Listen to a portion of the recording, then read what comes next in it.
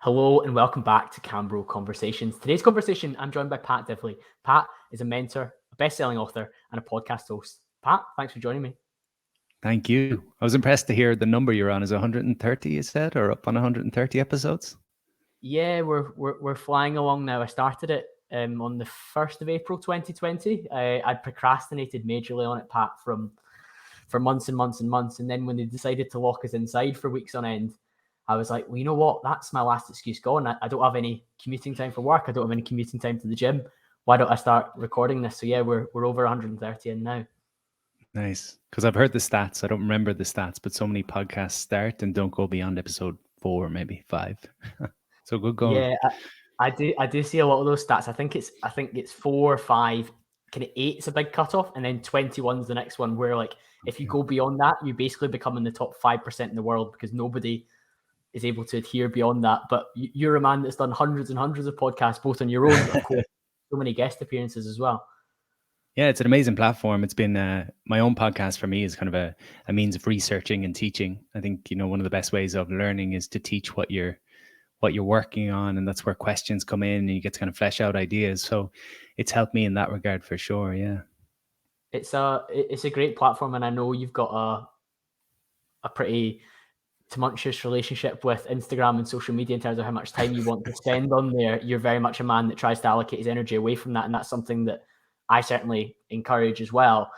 But I think podcasts can kind of always be a valuable resource for people who want to go a little bit deeper into a topic rather than like a 15-second viral clip that we can create. If you want to really get deep into a subject and explore things and have nuance, which is such an important thing when it comes to heavy topics like we're probably going to get into, then a longer form conversation of 30, 40, 50, 60 minutes is much more valuable.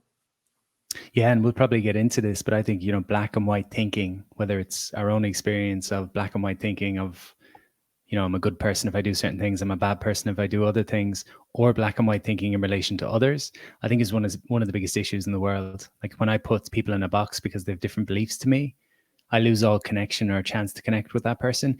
And equally, when I put myself in a box just because I did X, Y, or Z, I lose connection. So as you say, nuance is so important. And as the world gets faster and faster, almost compassion is disappearing because we're judgmental now by nature, because all these platforms are set up for us to judge this is good or bad, this is right or wrong, this fits in with how I see the world or not. So we're saving the world with podcasts.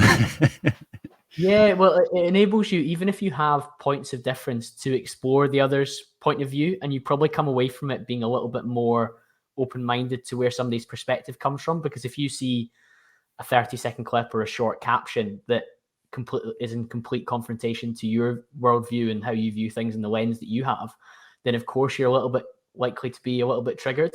Whereas if you listen to somebody for a sustained period, you're kind of like, well, actually, they're not crazy, they're not aggressive, they're not like attacking my viewpoint. They just have a different worldview, and I understand why now, even if you maybe don't necessarily see eye to eye on the topic overall.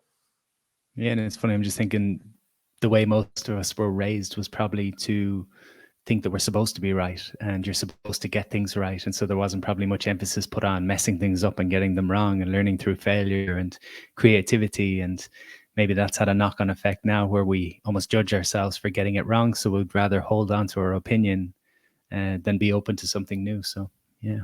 That's such an interesting observation. And I guess if we're talking about upbringing, I'd love to go back, Pat, to when in your upbringing, your parents gifted you a barbell and a set of dumbbells for your bedroom at home in your early teens. And I'd love to understand how that started to shape the man that we have in front of us now. Yeah. So I grew up in Limerick, which is outside of Galway. It's an hour away from Galway, where I live now. And I was bullied quite a bit as a young man, like as a child, I suppose, not a young man. And I think our earliest experiences have a big impact on how we see the world. We sort of form these meta beliefs. And to me, a meta belief is like a big overriding belief. So like men are fill in the blank, women are fill in the blank, these big beliefs that really influence how we see the world. And so I think the early childhood bullying and moving around a lot as a kid into different houses and different schools, I had these beliefs of not fitting in, of not being enough, of always being the new guy, of not knowing how to connect with people, lots of beliefs that were challenging, I guess. And when it came into my teens, I found martial arts and I found weight training, and I kind of latched onto those. I was like, wait a second, if I'm strong and I can defend myself, I probably will fit in. That's my way. We all find ways of fitting in, I think, and feeling safe in the world. And those were two means for me. And it wasn't a physical violence thing of I'm going to beat everyone up because I've got martial arts, but it did give me a sense of security that I never had. I was always scared in groups and still am at times, So those younger parts of ourselves still live to this day. We have to look after them. But I was obsessed with professional wrestling as a child, and that's what led me to the martial arts and to the weights. And so my parents got me that set of dumbbells and barbell. And I did that for a year or two, and then I joined the gym. And the first day I went to the gym, I said, this is what I'm going to do. I'm going to own a gym someday. And that was kind of the start of the journey. And I think the way that you recognize all these different triggers and experiences during your childhood and how they shaped you now is incredible for self-awareness. And I think a lot of people, sometimes they can look back and tell themselves these stories, but many of us still struggle to think about the things that we did as a child. How does that impact us further down the line? So I always like when I hear a guest talk about how that started to shape them, because it triggers other people who've got listening to their headphones right now thinking, oh, wow, well, some of the things that happened to me when I was a child, or some of the things that I found passion or interest in, how has that transpired to where I am current day? And it's interesting you use physical security and ability to look after yourself as a means of fitting in, because I suppose if we were to look like evolutionary, of course, our ancestors would have benefited from being somebody of a relative status in terms of physical stature, but also in terms of ability to fend for themselves, potentially go out and hunt. There would probably be an overlap there. So it's interesting that your brain recognized that from a very young age. I've had trouble at school. I don't feel like I fit in. But if I'm a man of means to relative extent, whether that's physically or at least the capacity to look after myself, then maybe I'll become part of the tribe. Yeah, and this probably goes a little bit deep, but I was once on a Jungian analysts podcast, and Jungian psychology looks at symbols and dreams and all these different aspects of how our psyche is formed. But the way he ran his podcast, he's asked you about your childhood and who were your heroes and who were the anti-heroes in your life. And what I recognized from talking to him was my heroes were the wrestlers that I was watching, because they represented something to me. I felt weak and they represented strength. My heroes were musicians that were just out there and were just being themselves, like Kurt Cobain. And then I recognized the people that were my anti-heroes, and they were always very popular and very cool. And they did, they were in big gangs. And the purpose of asking those questions for him was to look at how do those things impact your life now? And there is a part of me that doesn't want to do things that are cool or do things that are very mainstream. And I always have to go the opposite path. And it was like, oh, wow, it's amazing how those early childhood experiences shape us in unconscious ways, Yeah, that is incredible, isn't it? How almost rebelling against the cool, popular crowd was something that you felt like as a calling throughout your childhood, and it's transpired throughout your adult life. Wherever you seem to be getting a bit too mainstream, Pat, you need to change. yeah. Honest to God, and this is again black and white thinking, right? Because as children, we don't have context.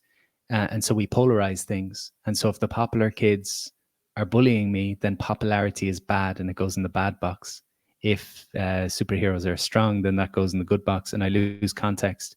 And then when I do this work, when I'm a bit older and I can start to look at it, I can be, wait a second, popularity in itself is not bad. It's using that to be a bully. That's what's bad. And so I can start to, it's called reintegrating parts of myself that I left behind. So I left behind the part of me that wanted to do popular things and connect. And I can welcome that back in as I get older. Hopefully I'm not getting too nerdy here. No, certainly not. I love going deep on these things. And I think when you've got somebody that's as emotionally aware and tuned in as you are, of course, there's going to be times you throw up terms and bring things forward that somebody's not heard before and maybe aren't ready for. But equally, to share a little bit of my own background, I 3 years ago would have laughed in your face if you told me that I would journal every morning and every night for 3 to 5 minutes, and that I would fill out 6 of the different 6-minute diaries that I've got, which is kind of like 2.5 years worth of diary entries. I would have thought that was absolutely bananas. I would have thought it was crazy that I turn off the music and the radio on the way back from the gym when I'm driving and just try and sit with myself in that period to try and bring myself back out of my kind of hyped up state that I am when I'm lifting weights, I would have thought that was bizarre. I think Colin, like, why are you doing that? Like, are you crazy? Do you have problems? But when you are exposed to more emotionally intelligent and emotionally aware content like yourself, you start to give these things more of a chance. And it turns out that you can have a lot more happiness, you can be a lot more mindful, you can be more present in the moment, and you can also sit like better within yourself, which sounds again like a really, you just said nerdy, a really nerdy term. But wow, like we have a bit of a happiness epidemic, don't we? So if you can be happier and more fulfilled with these different habits, then why not explore them with somebody like yourself? Yeah, a lot of the work that I've come to in my own practice and then in what I share came out of necessity, in the sense of I did all the conventional things in terms of achieving success. And like I said, my childhood dream was to own a gym. By 25, I had my gym, I had a big online business, I had a house and car, beautiful girlfriend, great friends and family, and I was miserable and anxious. And I guess when you get the things you wanted and you still don't feel great within yourself, that's when, for me at least, it was kind of like, oh, maybe there's a different way of living, and maybe there's other, maybe I don't know it all. maybe I need to humble myself, and that was kind of my experience. So yeah. Yeah, it is interesting that you had those material trappings of success, and albeit I think sometimes it's challenging when you hear somebody who's achieved that level of success tell you that it's not enough, because a lot of people listening who maybe haven't had that yet, they haven't got the dream car, the dream house, or the business that's boomed. You're kind of like, oh, well, it'll be different for me when I get there. But when you hear this story crop up continually over and over again, that it wasn't quite enough, I needed a little bit more, because we have hedonic adaptation. We have this ever increasing appetite for more, because we're taught that progress is happiness, which largely I think in some senses it can be. But when it's material based or success based, it's a hamster wheel that you can never get off. So it's interesting that somebody who's had that relative success has decided that that's not necessarily the only metric that they want to measure their self by. And we're talking about emotional awareness. And just before we recorded this, Pat, I was looking at some of your recent content, and you'd shared a tool for developing emotional awareness, and that was the ABCD formula. Can you share that with us just now? Yeah, for sure. So context on this is there's doing and there's being, and so there's the idea of intention and attention. So intention is doing, and as you say, we've got a culture that's largely based on progression and getting better and moving toward things and achievements, and it's all about moving. It's movement, and we maybe have forgotten about attention, which is to pay attention to what's actually here. So what I mean by that is, in my 20s, I was building this business and I was feeling kind of anxious, but my way of dealing with the anxiety was to move faster and to stay busy and to get away from it. So I was thinking, I need to do something here because I don't feel well. In reality, oftentimes our difficult feelings are not looking for us to do anything, but just be with them for a little bit of time, to give them a little bit of space and actually pay attention and think, what if this is actually teaching me something? So what if my anxiety has a lesson for me? And if I can actually sit with the anxiety for a few minutes and I can listen to it, maybe the anxiety tells me, Pat, you're moving too fast in life. You need to slow things down. This is not sustainable. Maybe my sadness has a message for me. So the ABCD is about just making a little bit of space to listen to ourselves before acting unconsciously. The default setting in the West is, when things are difficult, try to outrun them or outsmoke them or outdrink them or outwork them or whatever it might be, rather than just give it a bit of space. So ABCD, A is to acknowledge how you feel. So it's just to check in and say, how do I feel? And even that's really difficult. I was out visiting a friend of mine years ago in New York, an American girl, big into yoga, really self-aware, really emotionally aware. And she'd ask me every 10 minutes, Pat, how do you feel? And I say, I feel good. And she'd say, good's not a feeling. And I say, oh yeah, I feel fine. And she'd, fine's not a feeling. I say, I feel grand. She'd say, what are you on about? And I thought she was crazy at the time. But then I looked at myself and I was like, how do I not know how to explain how I feel? I can say I feel happy or I feel sad or anxious. So A is acknowledge how you feel and just get used to checking in. What do I feel? I feel joy. I feel excited. I feel happy. I feel agitated. I feel stressed. I feel lonely. And just acknowledge, like you'd ask a friend, how are you? Ask yourself, how are you? Because sometimes we're moving so fast. We go through all these emotions we don't even notice. B then is to breathe. So once I've acknowledged how I feel, I just take a couple of breaths, and that's to give it a little bit of space. So again, we've been taught growing up that as soon as a difficult emotion appears, go and try to get away from it in whatever way you can. Numb yourself with drink, take drugs, gamble, whatever you need to do to not feel the feeling. So breathe and just give yourself a couple of breaths and just notice, okay, I'm okay, I'm safe. It's just some sensations in my body. That's all it is. When I go to my head, I make it really dramatic and crazy, but really it's just there's tightness in my chest. My tummy's turning a little bit and my face is flushed. That's what anger is, maybe for me. C is to choose. So I don't want to stay there forever. I don't want to just swim in the anger forever, but I'll choose. How would I like to feel? Okay, so I've acknowledged that I'm angry. I've breathed with it and just noticed that that's tightness in my chest, flush in my face, legs feel a little bit heavy.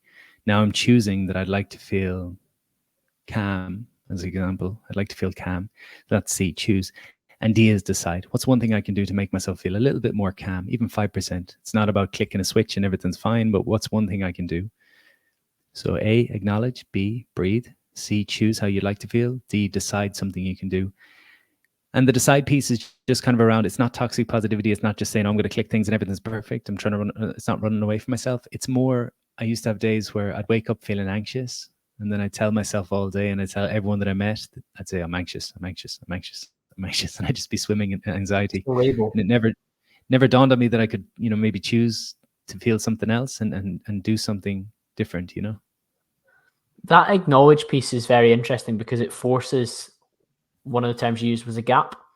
And one of the things that I think a lot of people are familiar with nowadays is like trying to create a mindfulness gap when you get a stimulus that causes this feeling. So it might not be that you wake up feeling anxious, but it might be that you feel anxious as a particular event comes up in work, or a particular email comes in work, or a text from your partner or a friend comes in that creates a feeling. And generating the gap where you can choose how to respond, you can acknowledge, you can breathe, you can choose, you can decide.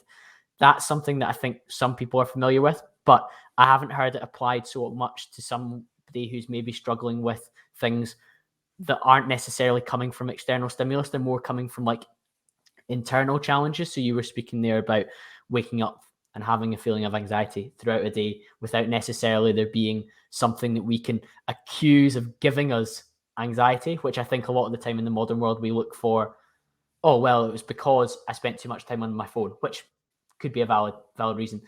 It might just be that's how we're feeling at that moment in time, and that's how where life has taken us up towards, rather than, or it might just be how we're wired at that moment in time in terms of what's going on inside our head. So I find it very interesting that you've used this process to deal and manage like our emotional awareness without necessarily judging the stimuli that come in straight away, because some mental health and mental awareness advice comes from dealing with triggers and stimuli that are flying in towards us, whereas you're kind of starting from inside and dealing with inside before we move forward. Yeah, and this is a two-pronged approach, right? So the traditional Western psychology is top down, which means my mind impacts my body. And so if there's something going on in my body, I need to figure it out with my mind. So it's all about my thoughts impact how I feel. So that's Western psychology. But the opposite is also true. My body informs my mind as to what's going on. And that's why your mind can say, Jesus, my life is perfect. I've got everything I want, but I don't feel good in my body. I feel anxious. So my tightness in my chest, my constriction in my throat, all these sensations are sending a signal. The nervous system is sending signals back and forth between the body and mind. And my tightness in my body and my short, shallow breath are telling my mind that I'm not safe and I'm not comfortable. So on paper, cognitively, everything's perfect, but I don't feel good. So it's useful to use both. There's a lovely phrase that says story follows state. And what that means is if the body is anxious, so again, if there's tightness in the chest, fast heart rate, shallow breath, there's effectively a signal going to my mind saying it's a dangerous world, because my body's responding as it would in danger. So it's a dangerous world. And so my stories in that incident will tend to be about fear and threats. No matter how positive I try to think, if my body feels overwhelmed, I will see fear and threat. If I've got a relaxed front of my body, relaxed belly, relaxed chest, I'm breathing deeply, I'm comfortable in my environment, then signals are being sent from my body to my head saying it's a safe and beautiful world. And then my stories are about my goals and things I want to do. So, yeah. I think that's really actionable as well, isn't it? Because it gives us control and ownership of how we move forward. And it's interesting that you brought up as well that when you previously had felt anxious, you would tell people throughout the day, I'm having an anxious day, I'm feeling anxious. And that for me strikes me as owning that particular label and assigning it to yourself. Like, I'm Pat and I'm anxious today. And of course, you said there about stories. That story is a self-fulfilling prophecy that throughout your interactions of the day, you will have a level of anxiety. And it's interesting, controversially enough, I spoke to Paul Mortar about this subject, and he said to me that a number of people own their mental health challenges as a label that defines them for too long, and they allow it to be something that they put out into the world on a regular basis in terms of, I'm somebody that's depressed and anxious, and they own it for months, years on end, and it becomes like a definition of themselves. And by wearing that label, it can be very challenging to ever feel better because you become used to being Pat, the person that's anxious. Yeah. So this kind of ties in with the idea of the different sub personalities that we all have. I think it ties in at least. So we all in those early years figured out, who do I need to be in this world to be loved and accepted? And for some people, they learned that when they're an achiever, people love and accept them. Other people learned that when they need to be rescued, people come to their rescue and people love and accept them in that way. Other people learn that when they're a people pleaser, when I say yes to everyone else, I'm loved and accepted. And so we develop these roles early on, and then we carry them for decades. And then we wake up and we say, why do I keep acting in this way? Why can I not put boundaries in place in my life? Well, it's because you learned at some point that a way to stay safe in the world was to fill in the blank. And I went to see Tony Robbins years ago, maybe 10 years ago now. And kind of like that story that Mort shared, a girl stood up on the microphone in front of thousands of people and she started crying. And she said, I just can't meet a partner. And she was, I don't know, was she early 30s? And she cried into the microphone in front of thousands of people. And the girl next to her got up and went to hug her. And Tony just out of nowhere, he's like, sit down, don't hug her. And we're like, whoa, what's going on here? But that was his point. He said, if every time she cries, she gets people around her coming and hugging her and saying, it's going to be okay, it's going to be okay, she never has to deal with her own feelings and such. She's just going to get caught in this cycle. So she's always going to have to be rescued. And if she always has to be rescued, she's not going to find a strong man who's actually wants to be there with her. She's going to find someone who's, needs to be the rescuer as opposed to her equal. So it's kind of interesting, I think. That is powerful. It's such a good example, isn't it? And I guess people would have been shocked when Robbins is telling people not to help her. I'd read his books for years and it was all like end up in the room and next thing he's effing and blind. And I was like, whoa, is this the same guy? It was great though. It was cool. Yeah. And it's an incredible example, isn't it? Because that lady probably knew that when she cried, people would come to her aid. And she's probably had that throughout her life. So for him to break that pattern and interrupt the habit sequence is, I cry and the reward is that somebody gives me the attention that I need, but it's not the longer term support and attention that I want from a relationship. So it's really just, it's a short term band-aid or boost to a gaping wound that she needs to heal over the longer term. Exactly. Yeah, that's exactly it. I think it's recognizing where we go. Where do I go when I'm stressed? Where do I go when I'm sad? Where do I go when I'm angry? And then the next time you're angry or stressed or sad, you notice, oh, this is where I always end up when I feel these states. Can I go somewhere else this time? So if someone notices every time they're stressed that what they do is they go and drink too much on the weekend, and that's their way, they can often beat themselves up and say, I shouldn't be drinking, but the drink is there to help you in some way. It's just not a very proactive way of doing it. But if you notice that and you say, wait, my drinking is an effort to help myself calm down on the weekends and quieten my busy mind. Now, the next time that you go to do that, you can choose something different. So that's kind of how change happens, I think, consciously. Yeah, definitely. Speaking of change, Pat, you've made some big decisions over the years in terms of, you shared that at a young age, you had this gym facility. It was very successful. You had this online business that then boomed after that. You had the house, you had the car, but you made some decisions to change at different periods. And you've worn lots of different hats over the years, would be one of the terms that I would use. What's been some of your decision-making process and framework that you've used for some of the big decisions that have come up over the years? I'll share that just real quick, something that comes to mind. So last night I had a fire at my house. I had an organized fire. So we set a fire out the back garden, had some friends around. We sat around the fire and we talked, but we just sharing different kind of, we did a check-in, which is kind of like everyone said, here's how I feel physically, here's how I feel intellectually. And it was amazing how the energy changed because we all found out things we didn't know about each other. But anyway, then we started asking each other just random questions. And one guy said, "What's your spiritual aspiration for your life?"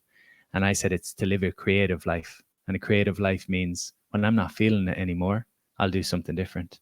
I'm not just going to keep doing what I've always done just because it's comfortable. And I want that to be the case for the rest of my life. So I think that's been the driver for me. Is I loved the fitness stuff. I opened the gym. I did a lot in a couple of years in that space.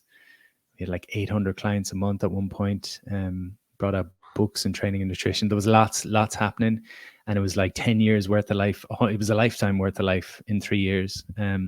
And then I just fell out of love with it, and I felt like I was lying to myself and lying to my clients to continue it. So the decision was pretty blunt. It was like, I don't want to do this anymore, and passed the gym on to a friend of mine and bought a ticket and went interrailing. I'm probably running away from myself, but I did that. And then I wanted to be a speaker, and I took the speaking stuff, and then I wanted to do men's work.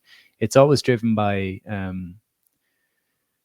what I'm inspired by, like what truly excites me, what feels a little bit edgy in terms of outside my comfort zone, but something I can do. And there's also an aspect of I did well in the fitness industry, which gave me a bit of security in terms of, it wasn't like I was leaving a 9-to-5 and not having any income coming in. I had made good money relative to what I ever thought I would make in those years, which gave me a bit of a cushion. I still walk. There was a nest egg, Pat, that enabled you to pursue your dreams with some sort of financial support behind you. Yeah, I think it's important to say that because, sometimes people can listen without context to other people's stories, and they could say, oh, well, he quit his gym and just walked away from it overnight. And I feel I would have done the same even if I didn't have the backup. But it's important to give that context too, because sometimes people can say, well, I should be able to act on my heart impulses as well. But there's practicalities in life. So I think we need to balance all these things. But yeah, I just follow kind of what I'm excited by, what's inspiring. I did walk away from a lot of money at that time and a lot of security in certain senses and an identity. That's the hardest thing to walk away from. Is I was the fitness guy in my local area. I was the fitness guy on Irish TV. And then I'm going to go and become a speaker. And then, like, from the outside looking in, people saw it as this smooth transition from, oh, he had a gym and now he's a speaker. But the reality of it was, I spent a year doing 100 free talks around the country to try and gain experience because I was so scared to be a public speaker. I was so shy and intimidated. I messed up loads of times. I had 3 or 4 years of thinking, what am I doing with my life here? I should have stayed in fitness. It was so much easier to just tell people I'm a fitness guy. But, I think it's in indigenous tribes, there's this idea of initiation. And basically what it is when teenage boys get to a certain age, the village starts to notice that the boy's acting differently. There's an energy in him. And in the West, we might say, oh, he's disruptive, or he's lost, or he's a pain in the arse, or he's a messer, or whatever it might be. But in the tribe, they would look at him and they'd say, there's something here that's looking to shift. There's something trying to change here. He's acting differently. There's a lot of energy. And so they would support him in his change. And they'd say, right, we're going to initiate this man. He's a boy becoming a man. So there's a change wanting to happen here, and we need to support that. And so there'd be different initiation processes. In some tribes, the men would dress up in face paint and really scary. And they'd come into the boy's room in the middle of the night and drag him out of his bed. And the mothers would cry and pretend that, they weren't in on this. And then the boy would be sent off to walk around the country for a year before he came back, and he'd come back a man. It was a transition from one stage of life to the next. And I feel like these initiations are lost now in the modern world. And so for many of us, we get caught in one cycle of life and we know it's not for us anymore. I don't want to do this anymore.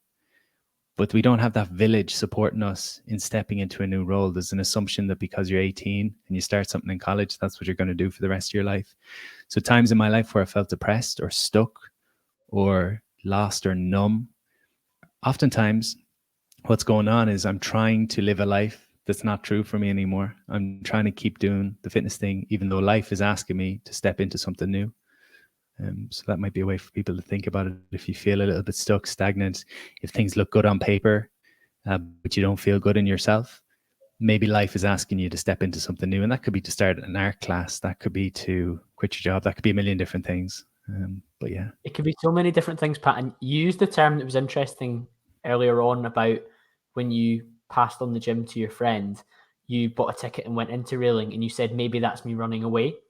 How do you think people can differentiate between running away from something that maybe they need to push through versus an actual calling to go and do something different, like you have demonstrated that my values have shifted, this no longer serves me, versus this is getting a little bit difficult, I'm not enjoying it as much anymore, I'm going to run away? Because I think there's a balancing act, isn't there, between the two? Because if we always avoid struggle, then how do we ever know that we're pursuing anything that's right if we flip at the drop of a hat? That's a great question. One piece, I don't know if it directly ties in. I think this can tie in. There's the idea of wounding and worth. So wounding and worth, and wounding and worth is to think about what am I driven by? So me being bullied as a kid and coming to lift weights, a lot of my drive was from a wounded place. I feel like I don't fit in. I feel like I'm not enough. But if I lift weights and I get strong, then I'll be enough. So it's kind of this sense of there's something missing in me. But if I do this thing, then I'll be whole again. Then I'll be in a good place again, which doesn't ever address the actual issue. Or someone that's, I don't know, someone that thinks that someone that lacks confidence and they think if I make enough money to buy a Ferrari, then I'll feel. They're driven by wounding. And then there's the person who listens to what they really want to do on a deeper level, like someone who wants to be a dancer and that's been their dream all their life. And they go to dance school and they do all this. That's a person coming from a sense of worth, because they're not coming from a place of there's something wrong with me. They're coming from a place of I can do anything. I hope that makes sense on some level. That makes tremendous sense. So I think always tuning into that. And that can shift as well over time. That can change over time. But am I running from myself or am I running back to myself? Yeah, I'll have to ponder that one. Yeah, it's worth considering, isn't it? And I don't think based on the life that you've lived and the energy you put into the different things that you do, that necessarily you're running away. And equally, your framework ABC actually allows for time and space to sit with how you're feeling about a particular thing. So when it started to feel like I don't want to run this fitness business anymore, if you sat with that for long enough, it wasn't as if overnight you woke up and decided I'm selling the business. You must have sat with those feelings to understand what is it I actually want to do. Why am I feeling like this? Whereas I suppose if it got hard one day and you just went, that's me, it's maybe harder to look in the mirror and think that you made that from an informed place. Maybe it was from a wounded place because you felt discomfort, and we all want to escape discomfort. Yeah. I'm still pondering that now. I'm like, it's sat in the back of your head. I'm glad I've asked you a question that you've maybe not been asked before, because you've done so many podcast interviews. It's good to explore. Great. Your questions are great, man. Okay, I find that really interesting. One of the other areas your content, which again, if I look at Colin from a number of years ago, long before I was being a bit more explorative with things like the podcast and having conversations like this, I would have found this a really challenging subject. It's the 4 energies. First of all, what are they? And then we can get into how we manage them as we go. A framework, I suppose, for wholeness. So physical, mental, emotional, and spiritual.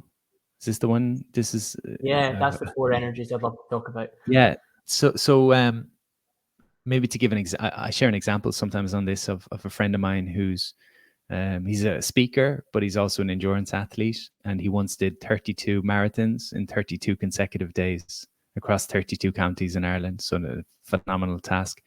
And so with the 4 energies, physical, mental, emotional, and spiritual, the physical energy relates to the quantity of energy that we have. So it comes down to lifestyle factors, sleep, energy, sleep, exercise, rest, recovery, nutrition, all these kind of factors. So someone who is fit as a fiddle, like that guy running 32 marathons, has a lot of physical energy. Someone who's sick is not going to have as much physical energy. So that's energy 1. Energy 2 is mental energy. So the ability to focus, so the ability to be present with what's happening and to have some authority, I guess, over the inner voices. So that guy's running 32 marathons. There will be days where the voices come in and say, you can't do this. There's no way you can do this. And so his mental energy kind of relates to how does he deal with those voices? How does he navigate his internal dialogue? And also, how does he bring himself back into the present? Because on day 1, he's going to be jumping ahead to day 32 thinking, I want to be there. How does he come back to the present and just take it step by step? Emotional energy, for me, is about resilience. So resilience used to be this idea of being nitty gritty and being tough and being military like. I think resilience really is about, can I be with all of my emotions? So that guy running 32 marathons in 32 days, he's physically fit, he's looking after his mind. But then on day 6, he fractures his foot, and suddenly something that wasn't planned for is coming in. And now there's sadness and there's anger and there's frustration.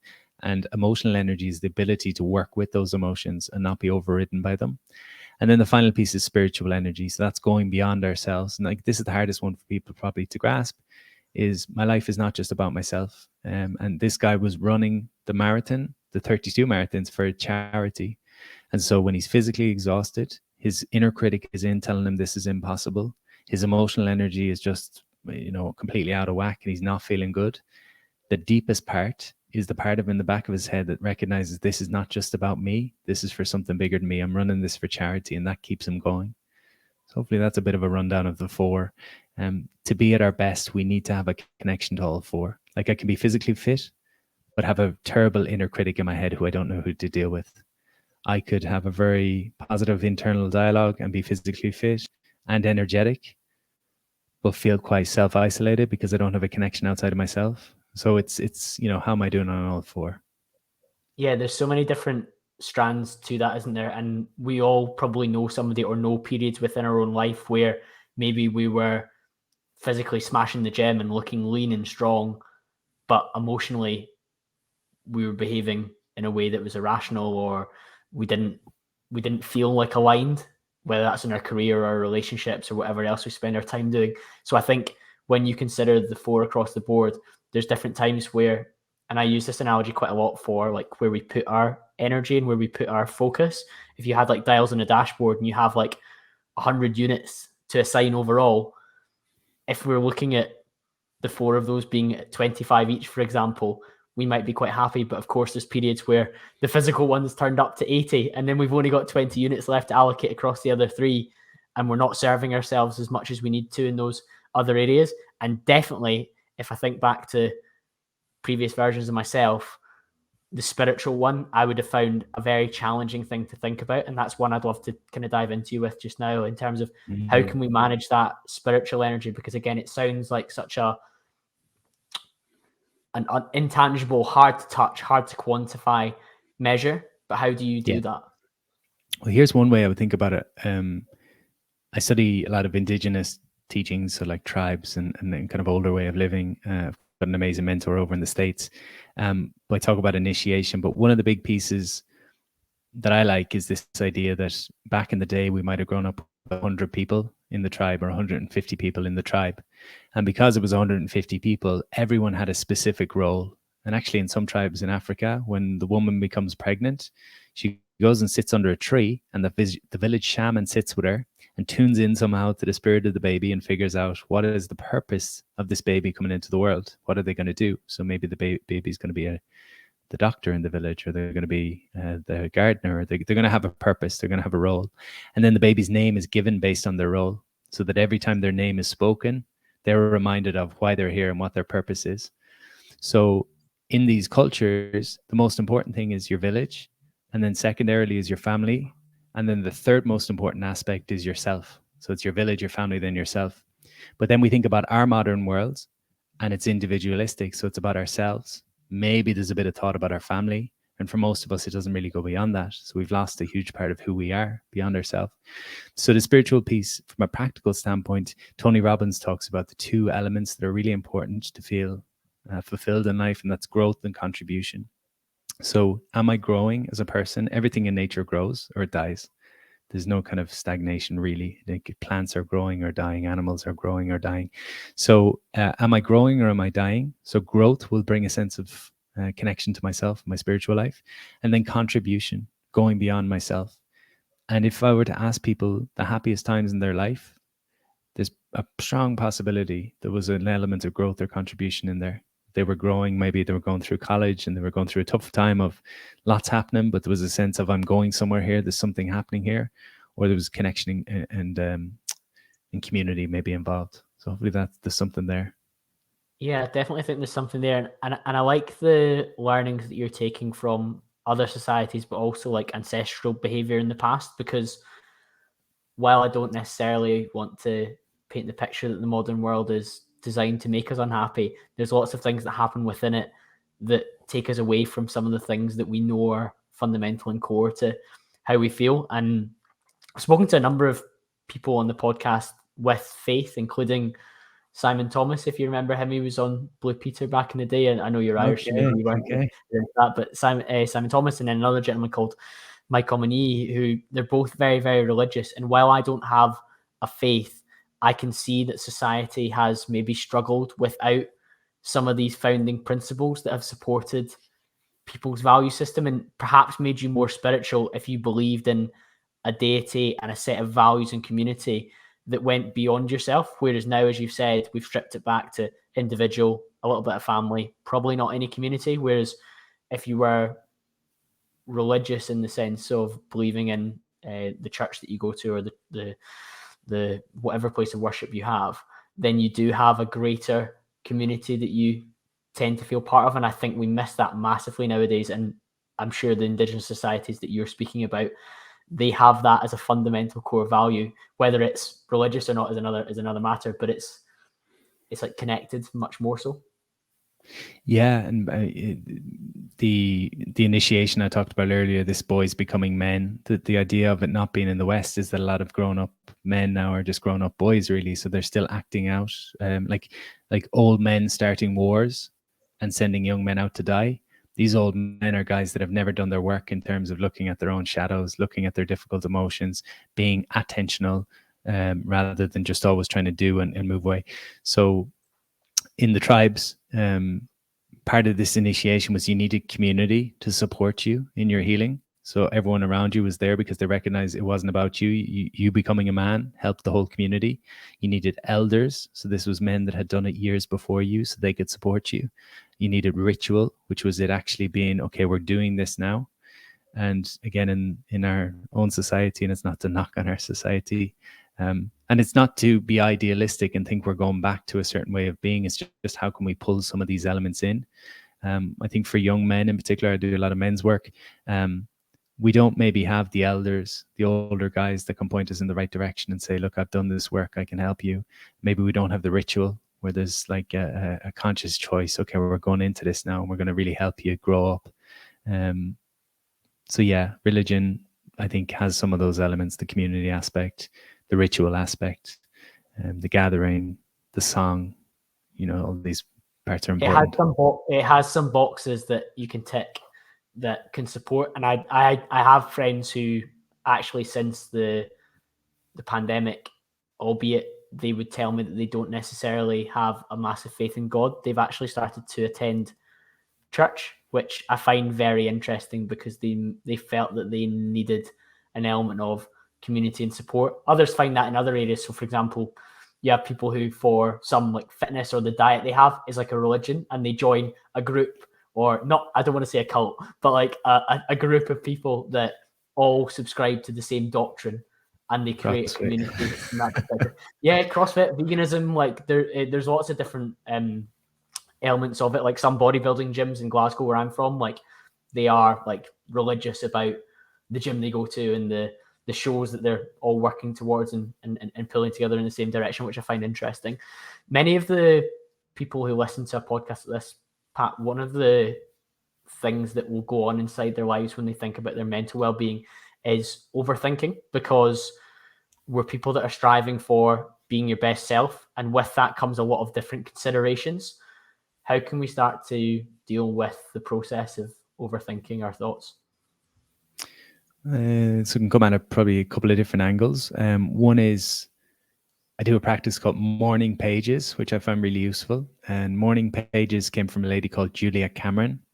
And I'm not fully sure of her background. I think she was an artist of sorts, and she got a little bit stuck creatively and was overthinking and wasn't creating the way she had in the past. And so she came up with this process that initially was for artists, I think for writers, but now it's just for everyone. It's been going for about 30 or 40 years. Really simple. You get 3 foolscap pages in the morning.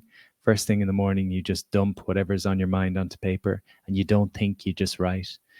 So if you sit down and your mind says, I can't think of anything to write, you literally write down, I can't think of anything to write. And then the next thought appears and the next thought. And you do this, and the idea is kind of like turning on an old tap that hasn't been used in a while. It's spitting out the dirty water, getting rid of some of the backlog of thoughts, and then you can just be a little bit clearer. So that's a really practical one for people. 3 pages every day, in the morning, ideally. Outside of that, coming into the body. So we talked about, like, it's hard to outthink my overthinking, or it's hard to have cognitive strategies for overcoming my overthinking. So meditation, not even meditation, I think breath work, probably more than meditation. Breath work, where there's a real focus on how I'm breathing, where I'm breathing. That can help us get out of the mind a little bit. And physical movement then. So I think physical movement is really important. Those are a couple of ideas. I think it's very hard to overthink when you are like completely committed to a workout and pushing yourself. It's very hard to be like, oh, well, what about this email that I need to write in work? Or what happens if the client comes back and says this? You're not thinking about that when you're underneath the barbell or when you're in the middle of a CrossFit WOD, as we hinted at. It's very difficult to think about those things. But also I think the ability to brain dump and put your thoughts and pen to paper is quite powerful. And I like that you suggest that it's in the morning.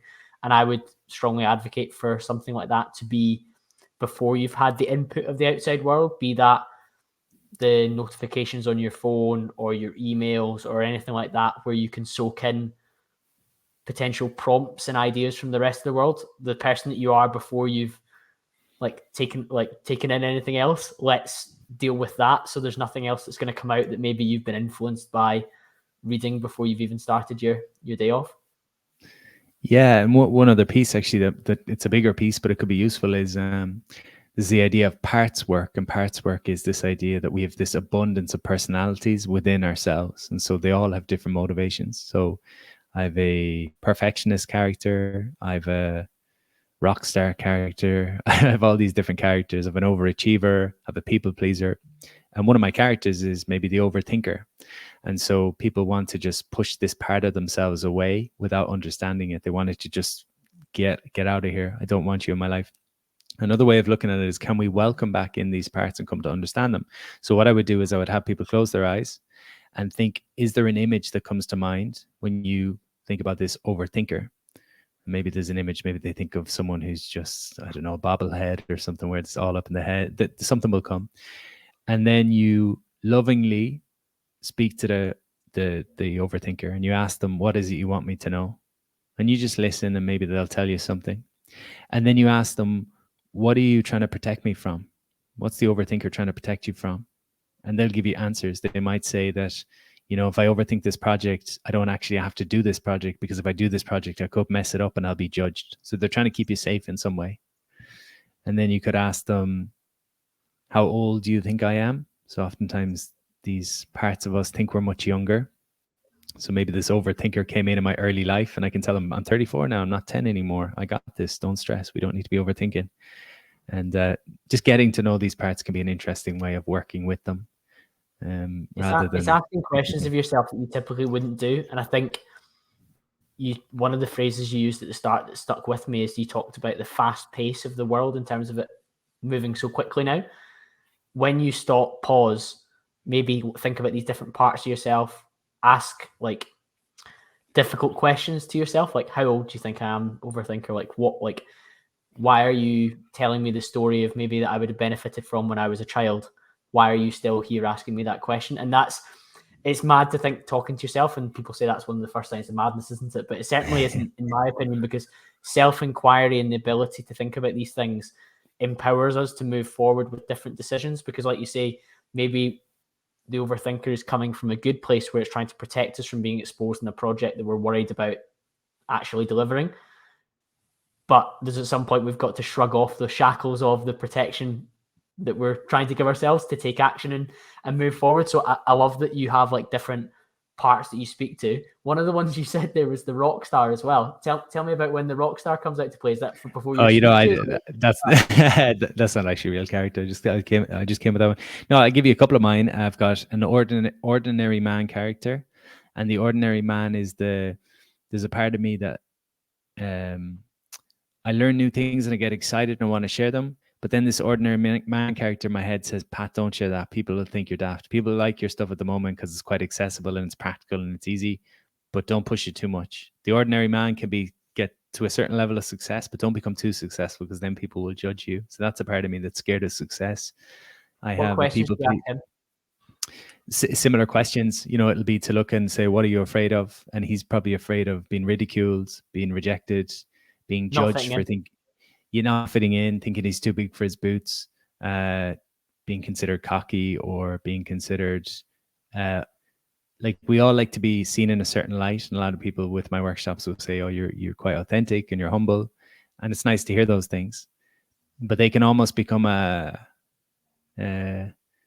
another sticking point, because if you get praise and you like the praise, then you desperately keep doing things to try and get that same praise. So you keep trying to be, and then maybe you shut down other parts of yourself. So the part that's really ambitious maybe is afraid to step up now, because it's good to be humble and authentic.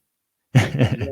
You dial down the ambitious, maybe stretching part of yourself to be the humble, supportive guy that people are praising you for, when of course, actually, if you become more ambitious and you stretch yourself more, you might be able to help even more people, and of course still bring your humble self to the place. Maybe that's some of the exploration that goes on. But you said another particular character or part of yourself was people pleaser. So you ask me, where do I want to go for dinner? And that part of me steps up and says, oh, I don't mind, wherever you want to go, I'm easy. Oh, it's all good. And that part's afraid of expressing my needs, making my needs important, because everyone else's needs, if I make your needs more important than mine, then you'll like me.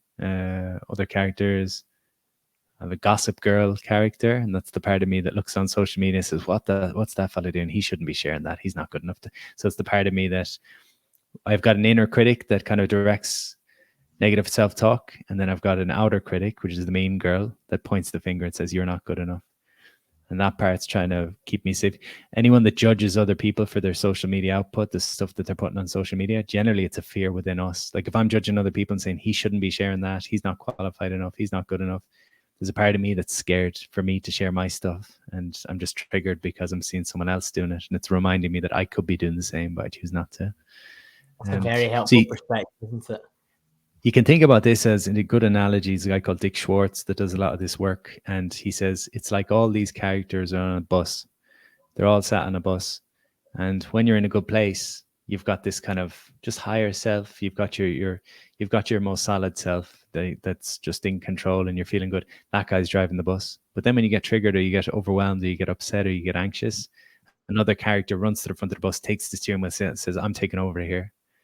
So if I start feeling insecure, suddenly my overachiever runs to the top of the bus and says, let's start achieving things. I'll feel better if I achieve things. And it's just seeing, okay, are certain parts of me taking over here? Everyone's allowed on the bus, but there needs to be a kind of wiser part that's deciding who's in control, you know? I love that you used the word decide as well before we wrapped up that section, because we are in control of who drives the bus.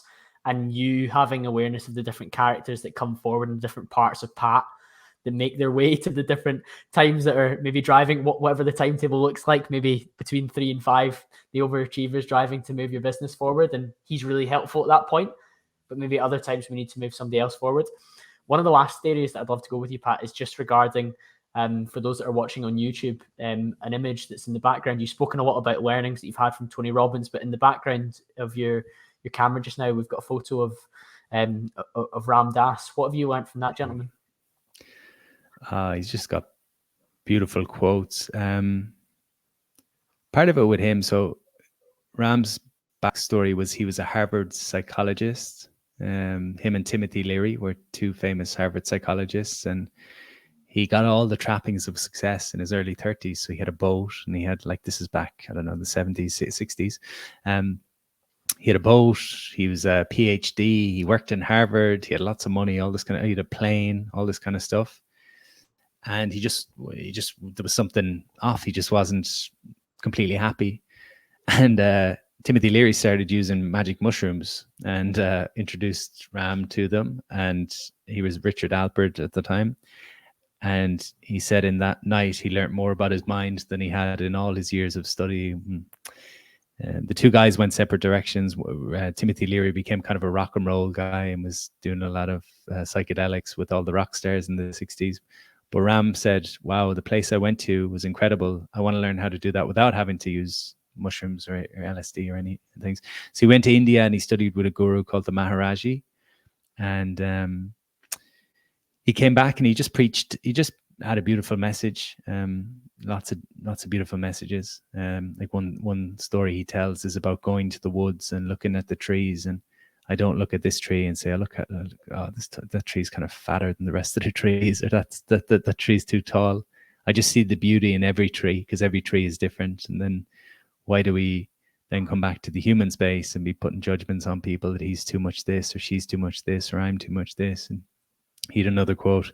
He had a couple of quotes. One was, if you think you're enlightened, go and spend Christmas with your family, which was this idea that it's easy to go to a retreat and feel really positive and stuff. But oftentimes when we get to the closest people in our lives, they can hurt us the most, or we can feel the most hurt in those circumstances because they're our primary caregivers.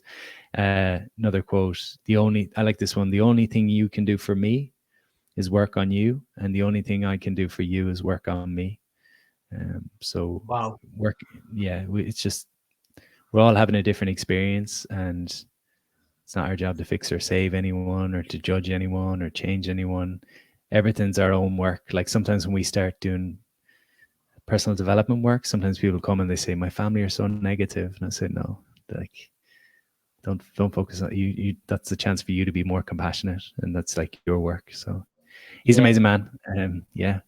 I love that you can bring so many of his quotes to the surface and apply them to things that you've started to work on yourself and things you've taught on to people as well. And one of the things that you said at the very start of this conversation that will stay with me, and that I've used similar phrasing before, is that one of the key ways for us to learn the lessons that we're trying to learn is to teach on to others, and we distill it down into an information that's understandable for them. But of course, that helps our brain to relearn it as well. So I've absolutely loved that conversation, Pat. We've gone into so many different areas, particularly around self-inquiry, that I find remarkably interesting. And I think listeners that are open to having better self-talk and inner voice and emotional awareness will have absolutely loved as well. If people want to continue the conversation with you, where should they head towards? Thank you so much. I've loved this. It's been great. So great questions, and yeah, it's been nice. So thank you. My podcast is the Pat Divilly podcast. So if you enjoyed today, you might enjoy that. And I'm on Instagram at Pat Divilly, and my website's patdivilly.com. So yeah. Those will be linked in the show notes below. Thank you very much, Pat. And thank you to you, the listener, for tuning in as always. If you have enjoyed it and you're listening on Spotify or Apple Podcasts, make sure you hover your thumb across and hit the 5-star rating button. And I'll be back to speak to you all again very, very